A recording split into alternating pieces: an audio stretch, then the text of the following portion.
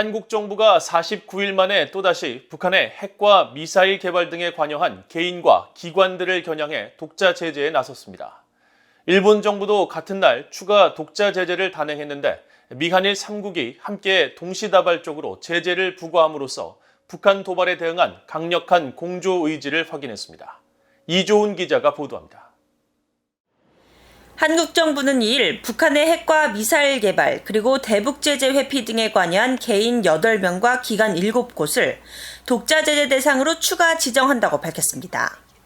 한국 정부의 대북 독자 제재는 지난 10월 14일에 이어 49일 만으로 윤석열 정부 출범 이후 두 번째입니다. 제재 대상에 추가된 개인들은 무역은행 리명훈과 리정원, 대성은행 최성남과 고일환, 금강그룹은행 백종삼, 통일발전은행 김철 등으로 이들은 모두 유엔의 제재 대상인 북한 금융기관 소속으로 북한의 핵과 미사일 개발 관련 금융거래에 관여했습니다. 또 싱가포르 국적의 곽기성과 타이완 국적의 천시환은 선박 간 불법 환정을 통한 유류 등 제재 물자 운송에 관여해 독자 제재 대상으로 지정됐습니다.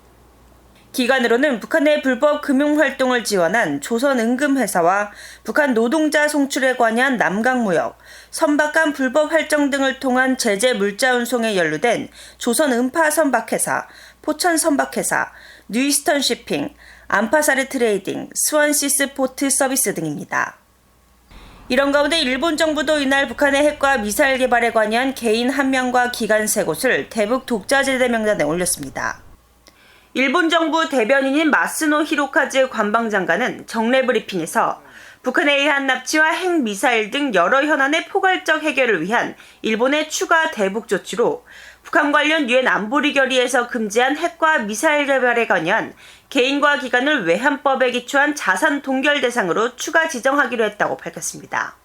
추가로 제재 대상에 오른 단체는 북한 인민무력부 산하 무기거래단체인 해금강 무역회사와 북한의 해외 노동자 파견을 담당하는 조선 남강무역회사, 북한 정찰총국 산하 해킹단체인 라자루스이며 개인 자산 동결 대상에는 탄도미사일 개발을 주도하는 노동당 산하 군수공업부의 베트남 대표 김수일입니다. 미국도 한반도 시각으로 2일 오전 북한의 대량 살상 무기와 탄도미사일에 관여한 북한 노동당 간부 3명을 추가 제재함으로써 미한일 3국이 같은 날 동시다발적으로 제재를 단행한 겁니다. 한국 외교부는 한국과 미국, 일본이 대북 독자 제재 조치를 동시에 발표한 것은 북한의 핵과 미사일 개발에 단호히 대응해 나가겠다는 미한일 3국의 강력하고 단합된 의지를 보여준다고 평가했습니다. 일본 관방부도 이번 독자 제재 결정은 미국, 한국과 보조를 맞춘 것이라면서 일본은 납치와 핵 미사일 등 여러 현안에 대해 북한이 문제 해결을 위해 구체적 행동에 나설 것을 강력히 촉구한다고 밝혔습니다.